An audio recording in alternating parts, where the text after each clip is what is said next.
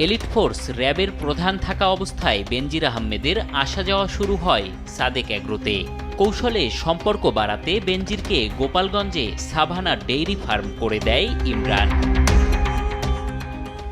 তার ছত্রছায়ায় শুরু করেন নিষিদ্ধ ব্রাহ্মা জাতের গরু আমদানি। সেখানে ব্যাপক অর্থের যোগান আসে ঢাকা উত্তর সিটি কর্পোরেশনের মেয়র আতিকুল ইসলামের ইসলাম গ্রুপের এমডি ও তার ভাতিজা শাকের আহমেদের মাধ্যমে। আমেরিকা থেকে ব্রাহ্মা জাতের নিষিদ্ধ গরু আমদানির সময় ইমরানের সাথে দেখা যায় তাকেও।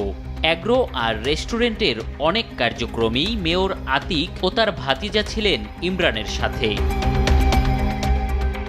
নিজে ডেইরি ফার্মের সভাপতি হলেও দেশের দুধ উৎপাদন বাড়ানোর দিকে নজর না দিয়ে বিদেশ থেকে আনতে শুরু করেন উট, দুম্বা, উট পাখি সহ নানা প্রাণী, যা নিয়ে মিথ্যাচার করে লাখ টাকার পশুকে কোটি টাকায় বিক্রি শুরু করে ইমরান। না না, বাহিরে পাঞ্জাব থেকে চলে এসেছে এখানে। ভেজাল বিরোধী অভিযানে মাঠে সরব থাকলেও ইমরানের দুর্নীতি নিয়ে মুখে কুলু পেটেছেন ভোক্তা অধিকার সংরক্ষণ অধিদপ্তর। অথচ গুলিস্তান থেকে কেনা ড্রেস পাকিস্তানি বলে বিক্রি করায় অভিযান চালিয়েছিল ভোক্তা। আর যশোর থেকে কেনা ছাগলকে পাঞ্জাবের বলে প্রতারণা করলেও উল্টো ইমরানের প্রশংসায় মাতেন খোদ মহাপরিচালকই।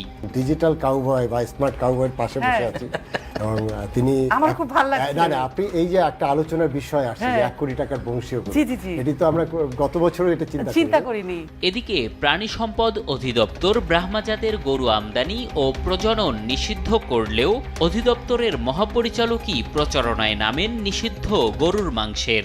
পানি কমে গেলে একটা সুবিধা, তার সেলফ লাইফ বেড়ে যায়, সহজে এটা পচে না। এবং এটা এখানে কিন্তু জবাই করার পরে চামড়াটা ছাড়ানোর পরে এসে খুব হাইজিনিক্যালি এখানে ঝুলাইয়ে 4 পিসেস করে 4টা খণ্ড করে এখানে ঝুলাইয়ে সেখানে একেবারে সুন্দরভাবে তারা ইয়ে করে থাকে। এই জায়গাটা চপিং করার জায়গায়।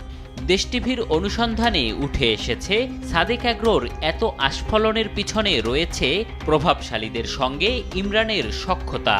এদের কেউ কেউ এখান থেকে উপটৌকন হিসেবে